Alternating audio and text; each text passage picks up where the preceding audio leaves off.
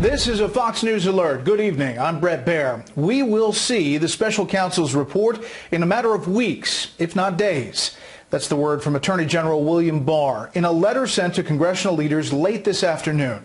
Barr said the nearly 400-page report by Robert Mueller is undergoing review to redact sensitive information and could be ready for release by mid-April, if not sooner. And President Trump will get to see the report at the same time Congress does. The president says he's not worried about it. Chief White House correspondent John Roberts starts us off tonight from the North Lawn. Good evening, John. Brett, good evening to you. Democrats had been demanding that the Attorney General William Barr deliver them the Mueller report by this coming Tuesday. And while that won't happen, the Attorney General told them in a letter today they won't have to wait much longer than that.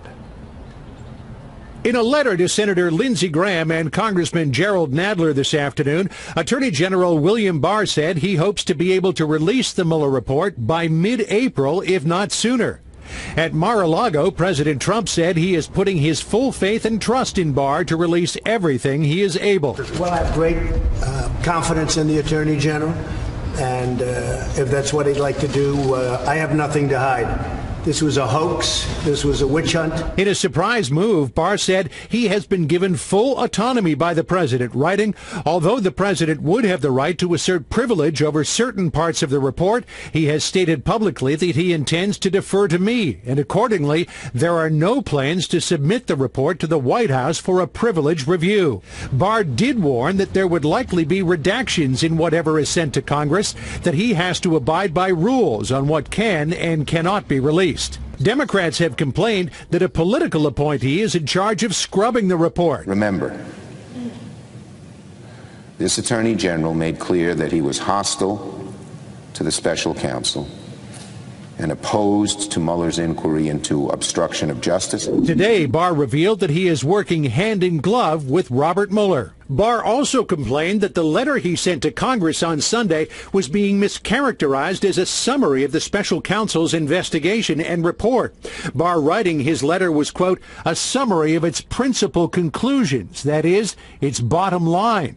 Barr also said he is available to testify before the Congressional Judiciary Committees on May 1st and 2nd. In addition to the Mueller report, President Trump also had the border on his mind today. Touring a joint federal-state infrastructure project in Florida, the president warning Mexico's new government that he will take dramatic steps if Mexico does not stop new caravans headed to the United States. And if they don't stop them, we're closing the border.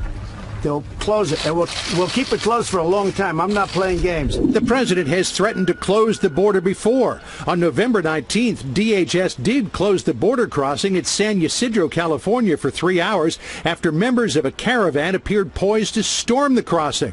President Trump says the dramatic uptick of people being apprehended at the border this year has strained the system to the breaking point. We have run out of space. We can't hold people anymore. Congress has to fix our broken immigration laws. In a late afternoon conference call with reporters, the Secretary of Homeland Security, Kirstjen Nielsen, said that closing the border is absolutely on the table, and she warned of significant disruptions to cross-border commerce unless Mexico does something to avoid a closure. Brett? John Roberts live on the North Lawn. John, thanks.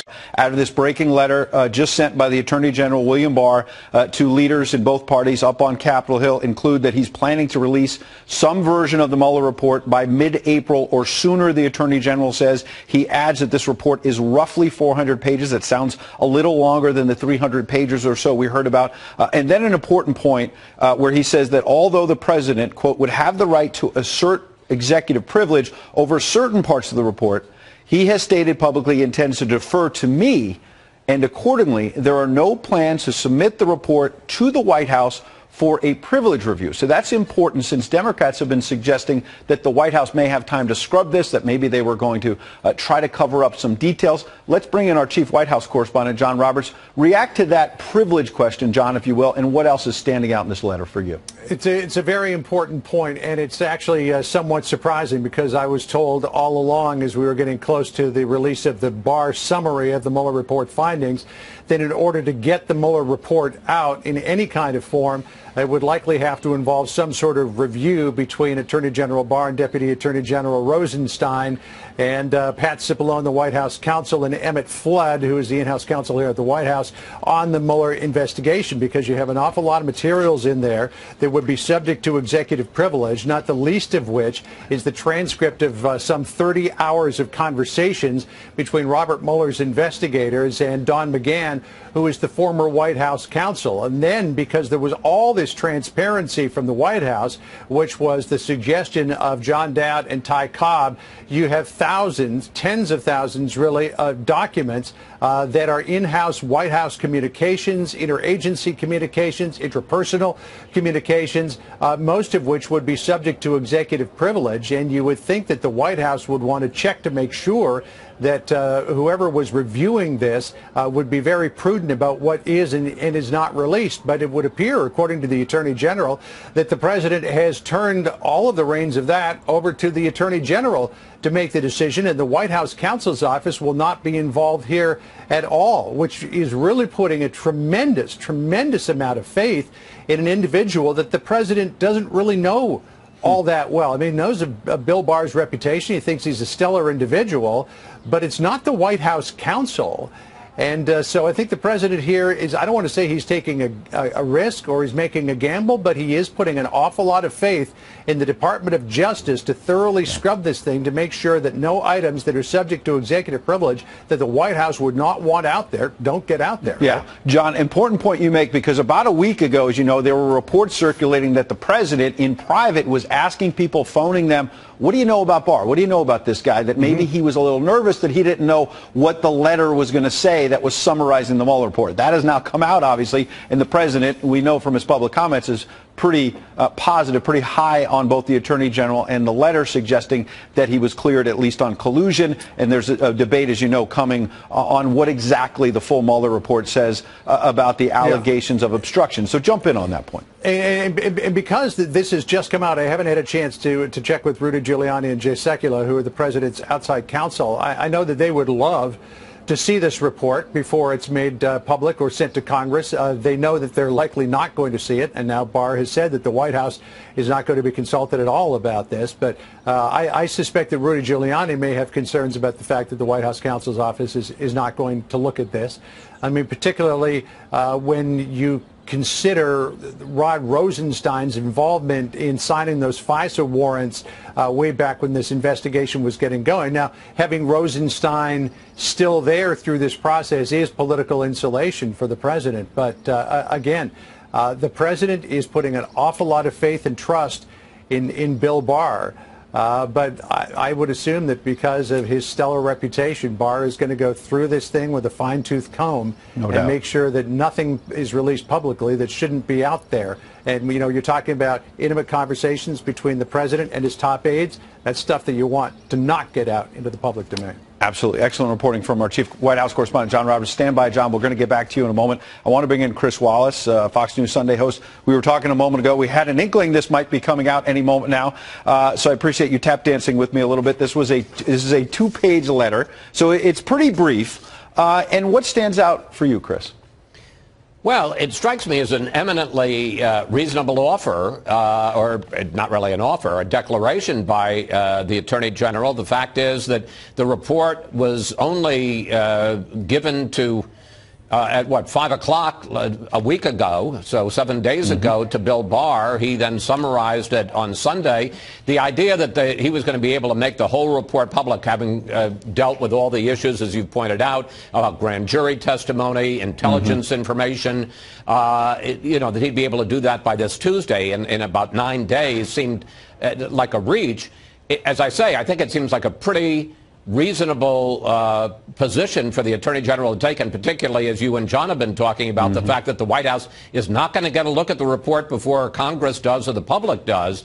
Having said that, my guess is that the Democrats are going to say it's an offer they can't accept, and that they will say, well, there's already had been talk that, you know, if they didn't turn it over right away, it was a cover-up, that there's a scrubbing. You know, yes, the White House counsel isn't going to take a look at it, but the President's appointee, the Attorney General, is going to take a look at it, and he's going to be able to make decisions. So I suspect Republicans are going to say, gee, this is pretty generous, this is pretty reasonable, pretty transparent, and Democrats are going to label it a cover-up or a delay, even though we're only talking about a matter of a couple of weeks. Right. Chris, I want to get to the details of the letter again, but first I want to stay on your point because it's important. Of course, the Attorney General serves at the pleasure of the President. He was nominated by this President, but when Democrats over the last few days have been suggesting that he's sort of a pawn of the President, and in the words of Chuck Schumer yesterday, he said that Bill Barr is delaying the release of the Mueller report. The fact that this letter does a number of things says, A, as Attorney General, I'm going to get a big chunk of this 400-page report out by mid-April. B, he's willing to testify May 1st, May 2nd before the Senate and the House, the Attorney General. And C, I'm not giving the White House a look beforehand. Does it make it harder for Democrats to claim this is some kind of a cover-up? It may make it harder, but it doesn't make it impossible. And I will predict that they're going to say, you know, we don't want to see Bill Barr's version of this report. We want to see, I'm just telling you what I think predict their action is going to be. We want to see the full report. We not only want to see the full report, we want to see all of the underlying documents, all the investigations, all the interviews with witnesses. They're going to fight for transparency. Look, regardless of the fact that I think the Democrats are going to try to move off this to some degree and get to other issues like health care and equal pay and education, they see it a political advantage to continuing to hammer the president on various investigations. And the floor of the House will pass some legislation, probably go nowhere in the Senate, but you're also going to see folks like Adam Schiff and Elijah Cummings and Jerry Nadler continue to investigate the president. And, you know, they're not, I promise you what they're not going to say. This is a great idea. Thank you, Bill Barr. We're satisfied with this. No more questions. I promise that's not the tack they're going to take on this. That seems a safe assumption. I want to run something else past you, Chris. As you were talking, I was going through the letter. About midway through, Bill Barr pushes back on a letter from the Democrat, Jerry Nadler, who had suggested that the letter of last weekend was a quote-unquote 4-page summary of the special counsel's review. Bill Barr writes to the Democrats and Republicans, my March 24 letter of last Sunday was not and did not purport to be an exhaustive recounting of the special counsel's investigation or report. As my letter made clear, my notification to Congress and the public provided, pending release of the report, a summary of its principal conclusions, that is, its bottom line. He goes on to say it's 400 pages, Chris. That could be aimed at the Democrat saying, look, your narrative is not true about me trying to cover this up. But, Chris, it could also be aimed at Republicans who have been celebrating, right, in the sense of, look, folks, I was not saying this is done. I gave you 4 pages. There's a whole lot more in here. Listen, you had Robert Mueller on the issue of collusion. He basically gave the president, at least according to what we know from Barr, and I can't imagine that Barr mischaracterized it, because if so, my guess is Robert Mueller would have cried foul, that he basically gave him a clean bill of health on the issue of collusion, that there was no cooperation, coordination between either President Trump and the campaign and the Kremlin and Russia. So on that, he gave him a clean bill of health. Obviously, it was a much more mixed bill of health when it came to obstruction. And, you know, you had that quote, pretty interesting quote, that Barr quoted from Mueller saying, you know, there's there's not enough to charge a crime, but there's also not enough to exonerate the president. There is going to be some stuff that I think it's obvious in these 400 pages that the White House isn't going to like. And that's why I think, you know, call it exoneration now and take your victory lap and say we want to have accountability for all the people who got over their skis and saying that there was collusion. But they're going to have to deal with some stuff. There's no question about it when we see the whole report or as much of it as we end up seeing.